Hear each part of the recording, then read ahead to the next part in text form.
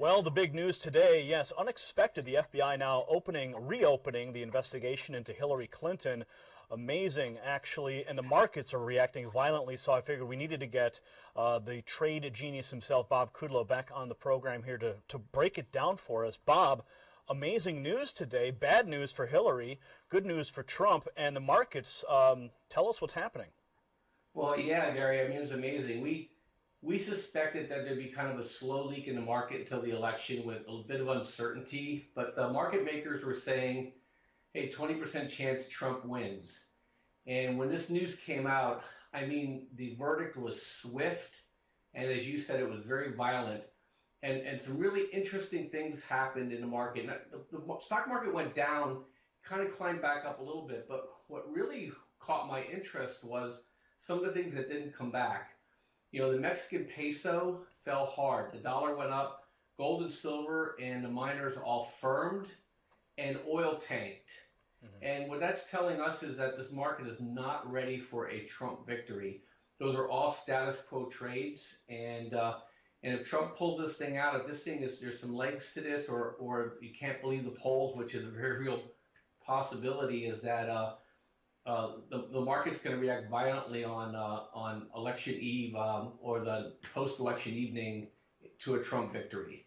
And so, I think right now I advise all my clients to say, hey, look, we're going to play it very carefully here for the next 6 trading days. We're going to stay long gold and silver and the miners.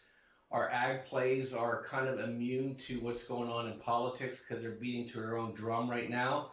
And if you're in oil and you're in the stock market, you need to probably pull back and step aside to see which way this thing goes. Because for sure, if Trump wins this election, Gary, the stock market's going to have a violent downdraft. And if Hillary wins this election, there might be brief euphoria, but I think then people are going to come to the realization that, hey, this economy still stinks. I'm going to be under constant investigations, and we have the Federal Reserve threatening to raise rates again. So, I think it's going to be heads we lose, tails we lose here after the election. But a Trump victory might be long-term good in a lot of people's eyes, but it's going to be short-term pain in the stock market for sure.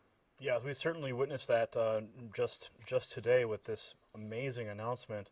NBC News, FBI to reopen investigation into Hillary Clinton's server, and now it's apparently connected to Hillary Clinton's top aide, Huma Abedin's husband, Anthony Weiner.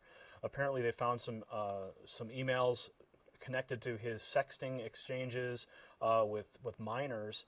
It just seems like this campaign is constantly plagued by some sort of sex scandal after another, and now we're seeing the reaction of that. What are your thoughts initially on just the reopening of this? Well, absolutely, Comey would not have opened this thing up unless there's something significant here. He's taken a big political risk, even though he's quote unquote safe for a number of years. He's taken a big political risk by doing this. So there's really two ways to look at it. One is that there's some meat on the bone here, and it's going to be a big problem. Or the other thing is he's playing a big game of cover my butt because he knows if something comes out and he didn't react to it before the election, that he may get investigated by Congress. And he may get impeached. Right, and we're already seeing calls for that. Of course, the investigation of Comey himself, the internal FBI agents are saying that he stonewalled the entire investigation, and now we're seeing even Jason Chaffetz of Utah. He's coming out, and he's saying that they have 2 years worth of investigations on Hillary already lined up. So it just seems that if Hillary even gets into office, which I think is a long shot now, that she would be plagued repeatedly for her entire administration. All the skeletons in the closet will continue to haunt her and the administration. What are your thoughts? I totally agree with you, Gary. I think next year is going to be a really, really tough year for the U.S. economy, and with all these disruptions, people are just going to go to ground. And so, it's important for people like us who trade is to what can we trade that is kind of outside the control of these people, and also what we think their reaction is going to be. Because when in doubt, the Federal Reserve is going to probably try to be as liquid as they possibly can, I think that helps gold and silver. And I think with the uncertainty, people are going to kind of come out of risk assets and they're going to probably go into gold and silver, and you're going to see that. And then also, as you know, we've been talking about this for a long time, Gary, is that as we suspected, as we went into the La Nina, the food and ag prices have gone up from the producer level, and we see that continuing. So there's places that people can make double-digit returns next year without being in the FANG stocks or the Momo stocks or in the stock market at all. And I really encourage people to evaluate their portfolios and talk to their advisors and get a little smarter about this, because we push this stock market to the wall, and you can see the cracks in the economy.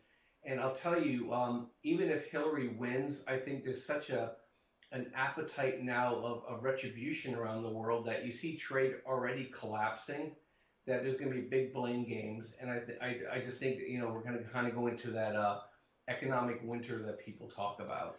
Now I remember during the Brexit, you contacted me. You said, Gary, it's happening. The markets are reacting to the Brexit, and you were dead on accurate with your predictions there. Are you seeing any parallels between the Brexit reaction and what we're seeing right now today? Yeah, absolutely. When criminals only have one playbook, and so they're doing the same thing at Brexit as they're doing now with the polling here.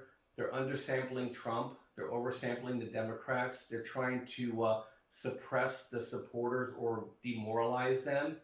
And so, absolutely, that my personal view is that I think Trump is doing much better than what people say.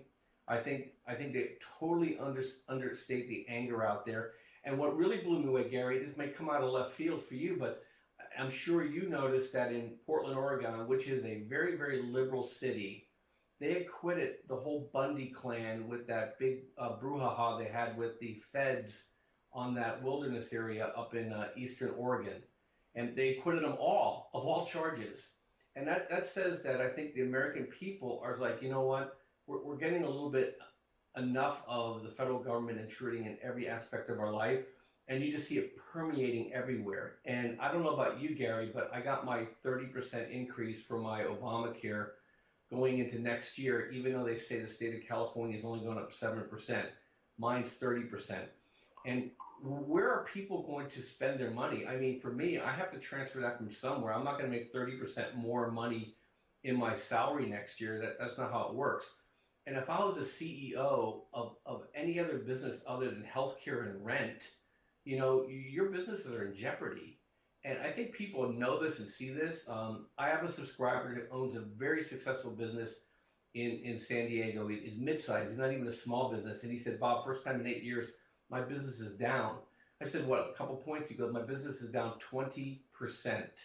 He said, people just don't have the money to spend.